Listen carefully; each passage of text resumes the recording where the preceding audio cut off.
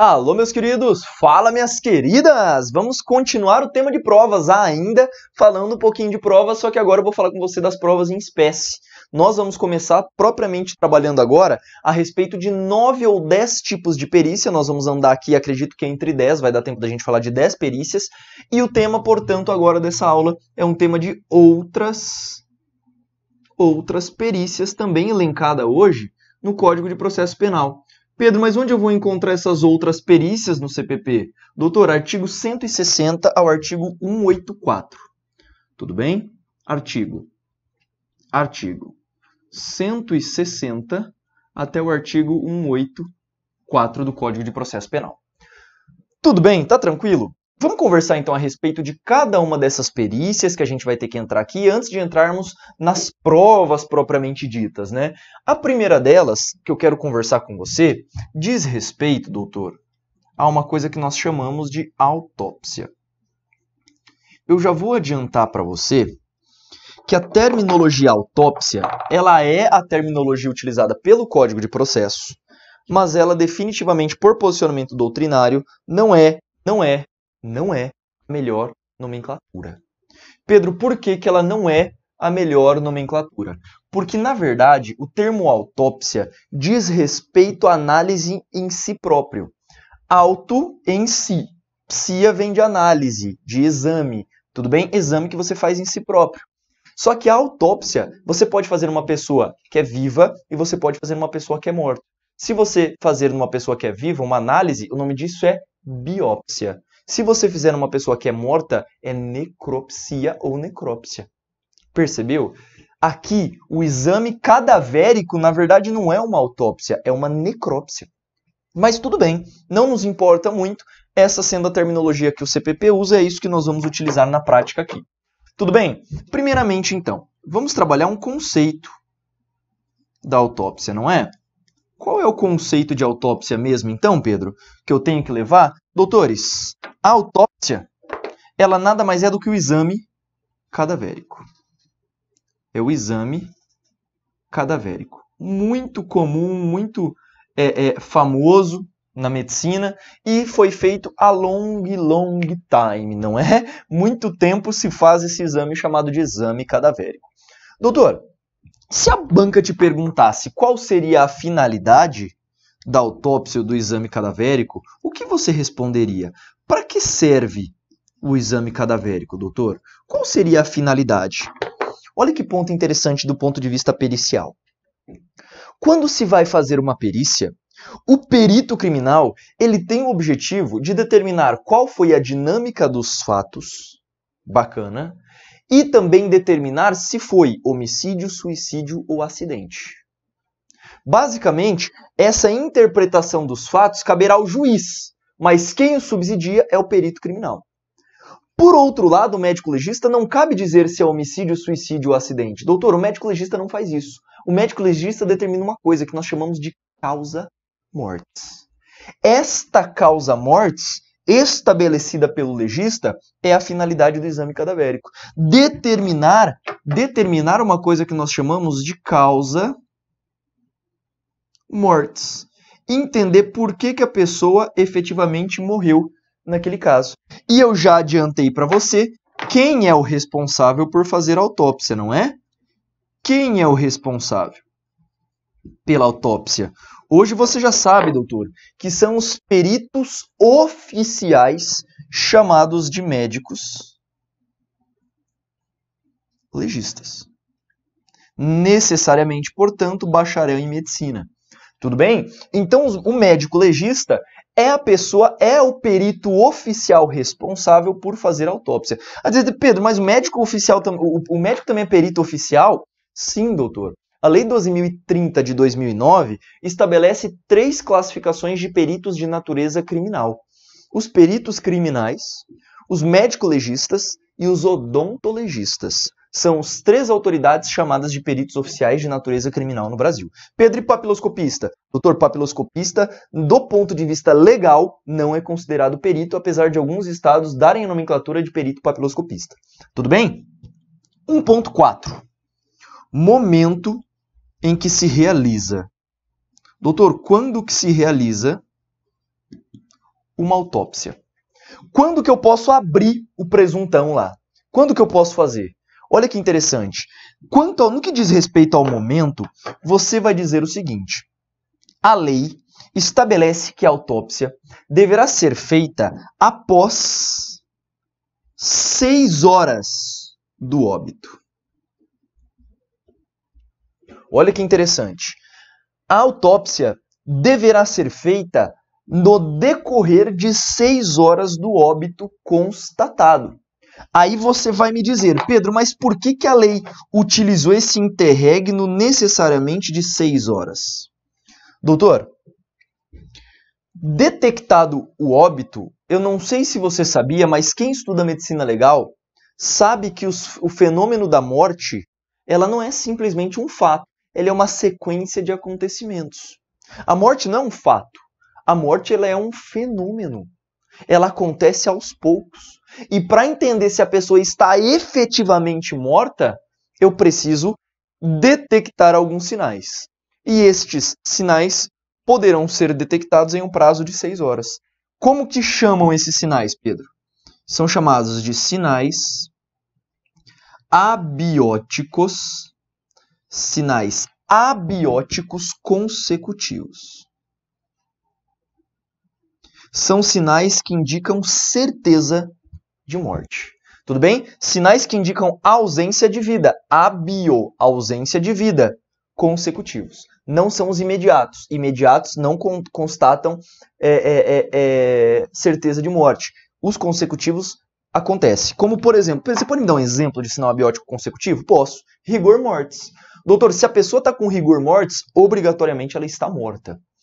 Livores hipostáticos. O que é um livor hipostático, Pedro? É quando o sangue desce para as regiões mais baixas do nosso corpo. Isso é um livor hipostático. Por gravidade, eu não sei se você sabia, quando você morre, o sangue tem que descer para onde é mais baixo do seu corpo, gerando um acúmulo de sangue nas regiões mais baixas. O nome disso é livor hipostático. Tudo bem? São exemplos de sinais abióticos consecutivos. E por fim, só para nós fecharmos a autópsia, permita-me entrar com você no procedimento, mas está meio apertado aqui, eu não vou ficar baixando muito aqui não. Vamos para outro quadro? Olha só, depois de momento, então vamos entrar no procedimento. 1.5, né? 1.5, qual seria o procedimento do exame cadavérico? Como que ele deve ser feito, Pedro? Doutor, o procedimento do exame cadavérico, basicamente, é constituído de 2 exames. Uma análise interna, o exame interno e o exame externo. O exame externo, doutor, basicamente é um exame descritivo, em que o médico legista tira fotos, por exemplo, das lesões. O médico legista muitas vezes acaba descrevendo o corpo e por aí vai. Esse é o exame externo. Mas o exame interno é o exame que você vai fazer 3 tipos de abertura. Você vai abrir o crânio, abertura do crânio, abertura do tórax ou da caixa torácica, não é? E também abertura do abdômen. Olha que interessante. O exame interno, o médico legista vai abrir o crânio, vai abrir o tórax, fazendo um Y, basicamente, vai abrir o abdômen. Doutor, olha que interessante. Essa é a regra. O médico chega o presuntinho. Esse presuntinho deve ser retirado basicamente algumas regiões de pelos, se necessário ao exame. Esse cadáver deve ser lavado para se detectar as lesões, em alguns casos, não é verdade? E fotografado as lesões. Fez toda a análise externa, começa-se as aberturas do crânio, do tórax e do abdômen. Só que você vai anotar uma observação bastante importante aqui. Doutor, em se tratando de morte violenta, o exame interno ele é dispensado. Pedro, por quê? O exame interno é dispensado. Aí vai dizer, Pedro, mas por quê? Doutor, porque você já vai saber muitas vezes a causa morte. Você quer ver um atropelamento. Teve um atropelamento, metade do corpo do cara está jogado do outro lado da pista. Você vai fazer abertura interna? Não tem lógica você fazer isso, ok? Então olha que interessante, no caso de morte violenta, o exame interno, ele é dispensado. Por quê? Porque é obviamente já constatado a causa mortis. E como última análise, eu gostaria de salientar para você também, sabe o quê? Apesar daquele prazo, doutor, de 6 horas para o óbito, existem alguns outros tipos de morte, como por exemplo a própria decapitação, em que o médico legista também consegue detectar a causa mortis. Então, neste caso, o médico legista não está obrigado a obedecer às 6 horas após o óbito. O médico legista poderá declinar, ele pode adiantar em se tratando da sua análise. Se o médico legista vê o caso e fala assim, não, dá para abrir o corpo já, ele poderá fazê-lo. Ele tem autoridade, ele pode reduzir esse prazo de 6 horas. Tudo bem? Fechou? Isto é exame cadavérico. Todos os pontos relativos à doutrina, jurisprudência e também no que diz respeito à própria lei, que é o que mais nos importa. Falamos, portanto, do primeiro exame, vamos falar do segundo, exumação. Pedro, o que é exumação propriamente dita? Olha que interessante, doutor. Vamos colocar aqui, ó, 2. Vamos para outro quadro? Eu tenho toque, começar embaixo é ruim, né? Vamos falar um pouquinho a respeito da exumação? 2, então, ó. 2. Exumação. Doutor, o que é exumar? O que é exumar? Fala para mim. Exumar é o contrário de inumar. Aí vai falar, Pedro, você foi absolutamente ineficaz na sua explicação. Cara, exumar é desenterrar o cadáver. Inumar é enterrá-lo. Tudo bem? Então olha que interessante. A exumação, vamos estabelecer um conceito? 2.1, ó. 2.1. Conceito.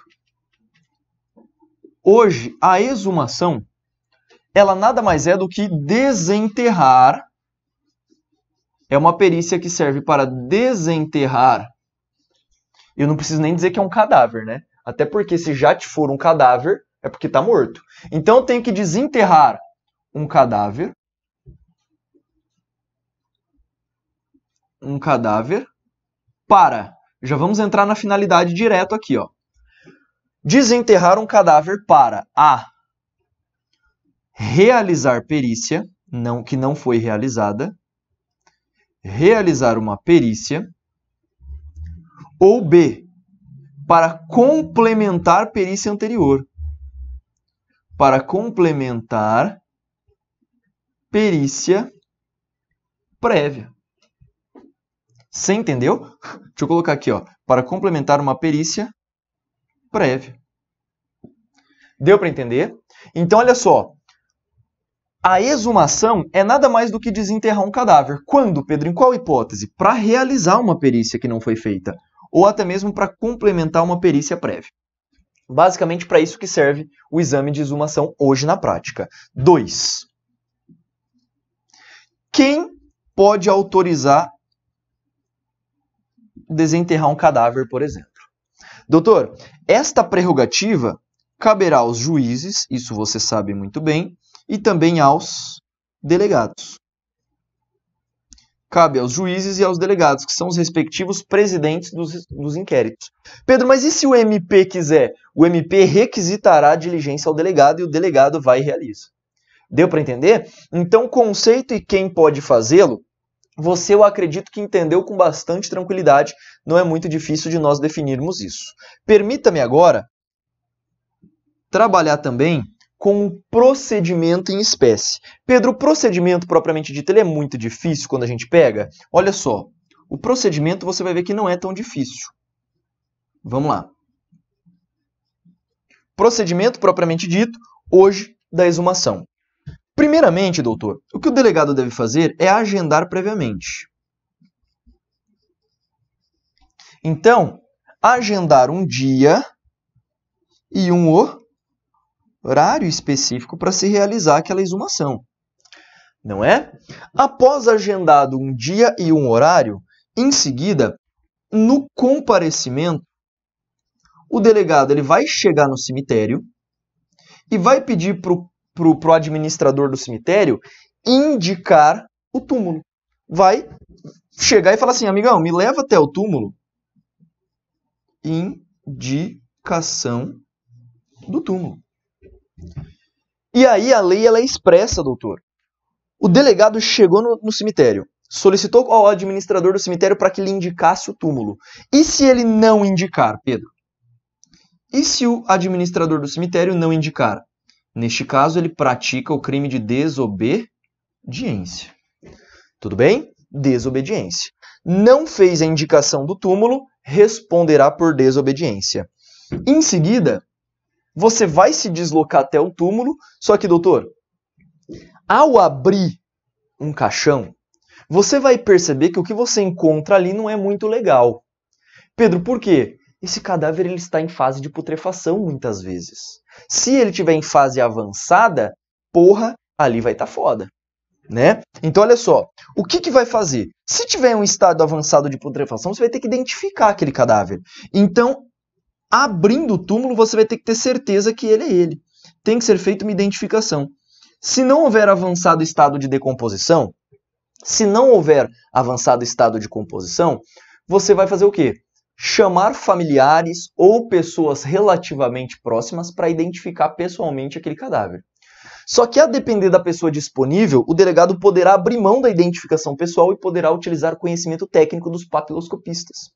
Então, essa identificação pode ser feita pessoalmente, por pessoas que são convocadas até o cemitério para que identifique, ou poderá ser feito por especialistas, que são os papiloscopistas muitas vezes. Eles vão chegar no local e vão colher impressão digital e comparar com o banco de dados para ver se é ou não era ele. Tudo bem? Claro, desde que tenha ainda impressão digital, óbvio.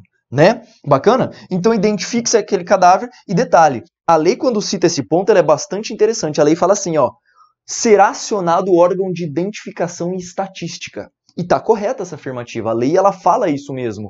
Será acionado o local de identificação e estatística. Isso é importante, tá? Além disso, para fechar, quero trabalhar com você a realização do auto. Fechou tudo? Terminou a perícia? Lavra-se o auto de exumação para que seja devidamente documentada nos autos do inquérito. Tudo bem? Bacana? Esse é um procedimento muito simples, muito do que diz respeito à exumação. Falamos, portanto, de um segundo tipo de perícia. As perícias daqui para frente elas são muito mais simples, tá? Eu quero entrar com você primeiramente agora na parte de perícia. Vem comigo, de local de crime, né? 2.3, né? Na verdade é 3, né? 3. Perícia de local de crime. Doutor, no que diz respeito à perícia de local de crime, permita-me primeiramente estabelecer um conceito do que é local de crime para você. Olha só, conceito. Doutor, o local de crime, hoje o conceito de local de crime, ele é um conceito puramente criminalístico. E hoje as doutrinas mais relevantes definem como sendo local de crime todo e qualquer espaço físico, repare agora, ou virtual, em que atua-se uma prática prevista em lei como crime. Isso é local de crime. É todo espaço em que efetivamente contribuiu-se para uma infração penal, seja ele físico, seja ele virtual. Olha que interessante. Bacana? Então isto será considerado local de crime, tá? Todo local físico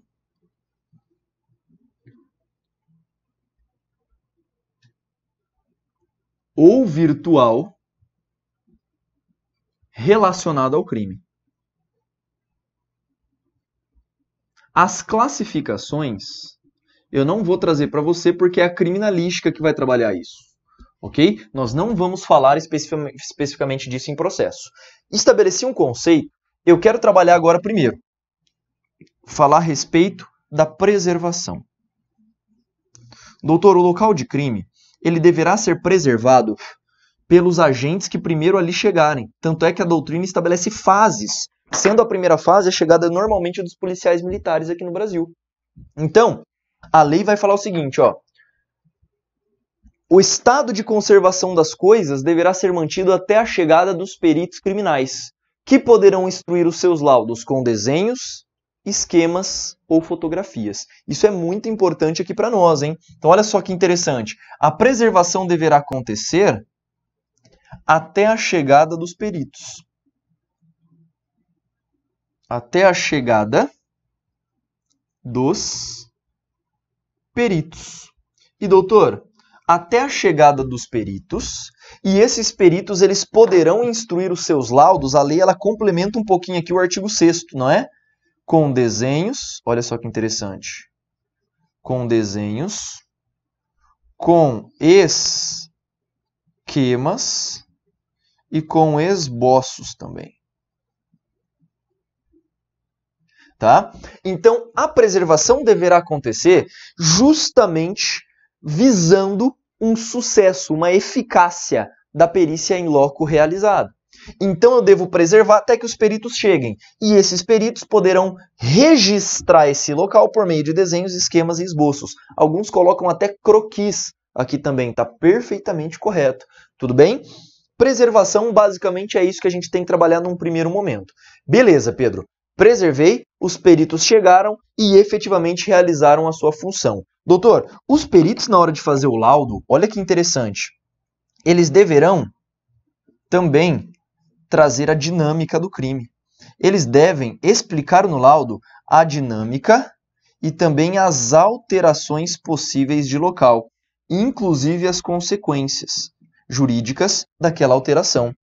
Alterações e consequências daquela alteração. Como, por exemplo, um atendimento do SAMU. Será que ele prejudicou muito o local de crime? Ah, prejudicou, Pedro, então terá que ser explicado no laudo. Tudo bem? Então a dinâmica e as alterações e consequências da alteração do local deve ser descrita no laudo, porque hoje nós temos uma tipificação de crime no artigo 347 do Código Penal, que é o crime de fraude processual. Alterar local de crime, por exemplo. Não manter o estado de conservação das coisas. Isto é muito importante também para o perito.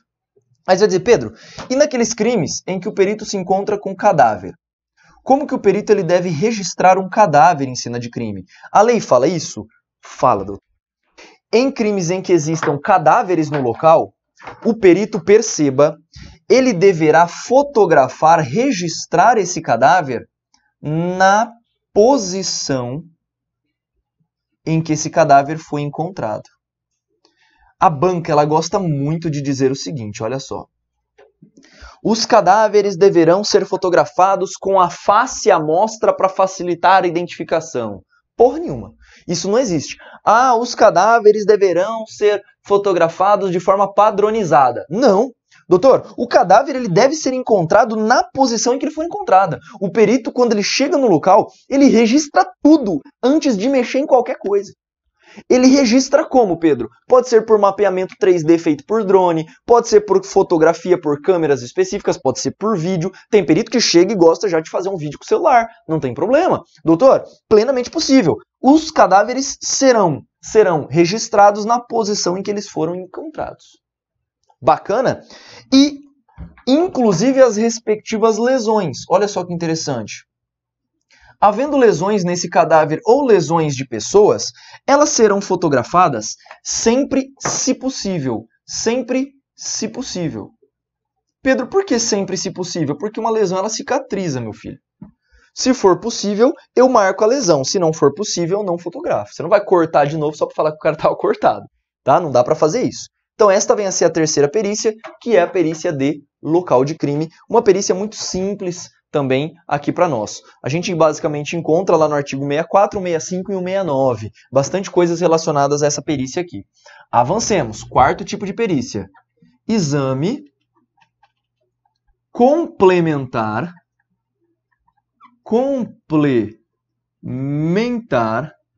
de corpo de delito. Doutor, olha que interessante. O exame complementar de corpo de delito. Meu Deus, esse exame ele é muito, mas muito importante aqui para nós. Pedro, por que esse exame aqui ele acaba sendo tão importante assim para nós? Doutor, ele é muito importante, sabe por quê? Porque ele vai delimitar o artigo 129. Ele serve para atestar a real gravidade das lesões Sabe aquela história que você estudou lesão grave, gravíssima? Pois é. Quem disse a lesão é grave ou gravíssima? O médico legista no exame complementar. Então, para atestar a real gravidade das lesões, ok? Ou para marcar uma coisa que nós chamamos lá no Código Penal de inabilitação para ocupações habituais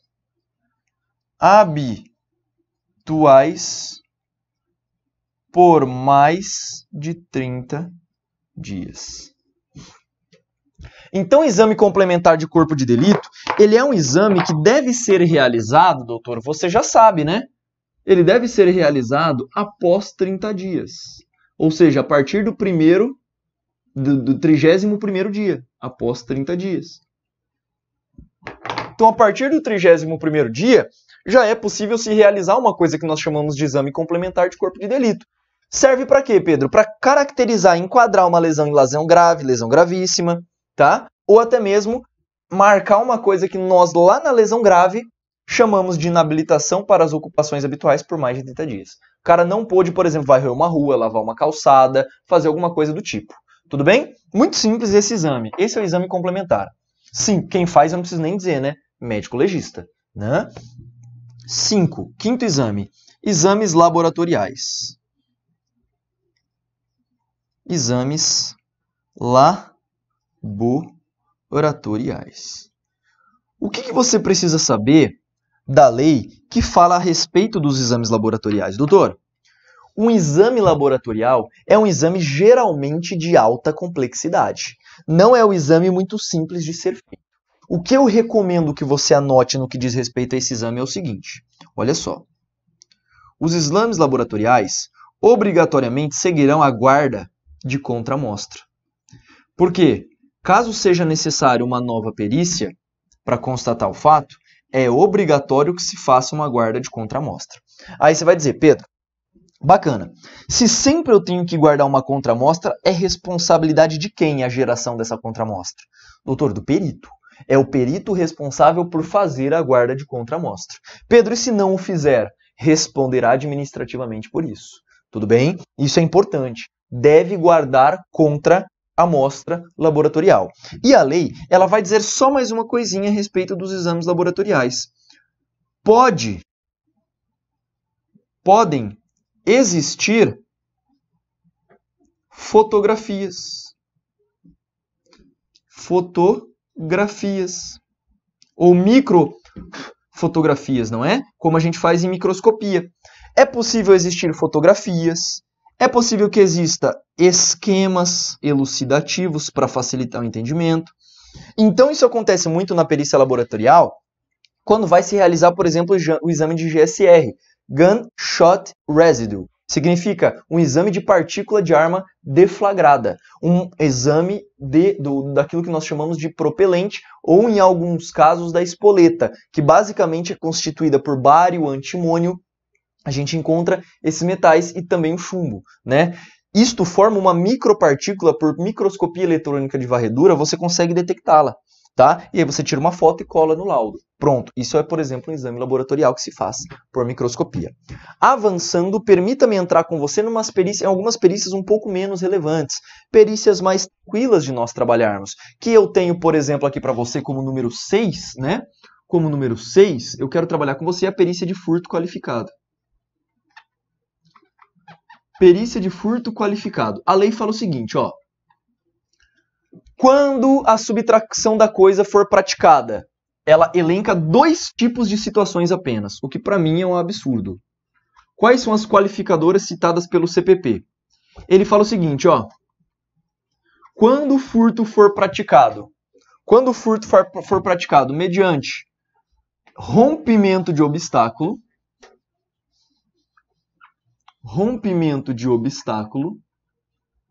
ou quando o furto for praticado mediante escalada, entenda a escalada como túnel também, tá? Você sabe disso. Então, quando o furto for praticado com rompimento de obstáculo ou destruição ou até mesmo escalada, vidro quebrado, essas coisas todas, neste caso deve-se fazer um exame um exame de furto qualificado, uma perícia de furto qualificado, para tentar detectar essas qualificadoras. Pedro, mas o emprego de chave falsa? Pois é, a lei esqueceu dessa aqui. Cagou, não é? Nestes casos aqui, o perito deve dizer também os meios em que foi praticado o crime e a época em que foram praticados, assim como os instrumentos utilizados. Olha que interessante. Pedro, mas dá para dizer tudo isso com a perícia de furto qualificado? Doutor, dá, pelo tipo de rompimento de obstáculo. Tá? Então, é possível, no furto qualificado, se detectar tudo isso. O meio em que foi praticado, o instrumento utilizado como um pé de cabra. Quando o pé de cabra é utilizado numa porta, fica uma tatuagem nessa porta muito característica. Tudo bem? E assim por diante. Esse exame, portanto, importantão aqui para nós. Sétimo tipo de perícia. Sétimo tipo de perícia que eu quero trabalhar com você, doutor, diz respeito à perícia de incêndio. Essa perícia é uma perícia muito bonita, muito massa de fazer, tá? Perícia de incêndio. Doutor, a perícia de incêndio, basicamente, ela visa constatar a causa desse incêndio, até porque incêndio hoje no Brasil é crime, artigo 250, tá? Então, a causa desse incêndio e também, justamente, o local do início. Pedro, onde nós temos a fonte primária de ignição hoje em uma perícia de incêndio? Cara, pode ser um fogão, pode ser um local em que há uma tomada por curto-circuito e por aí vai. Então, a causa do incêndio e o local do início é fundamental que se estabeleça. E aí a perícia vai constatar quais foram os danos, vai constatar também qual foram a extensão de tudo isso e também vai verificar se houve perigo comum. Se isso teve capacidade de se alastrar, por exemplo, para as casas, para as adjacências deste local em específico. Então a perícia de incêndio, ela visa constatar tudo isso. Cara, é particularmente uma perícia linda de se fazer. Eu tenho que detectar a causa e o local do início, assim como verificar danos, extensão e se houve perigo comum ou não. Justamente porque pode trazer uma pena mais grave para o suposto incendiário. Ok? Oitava perícia que eu vou comentar com você.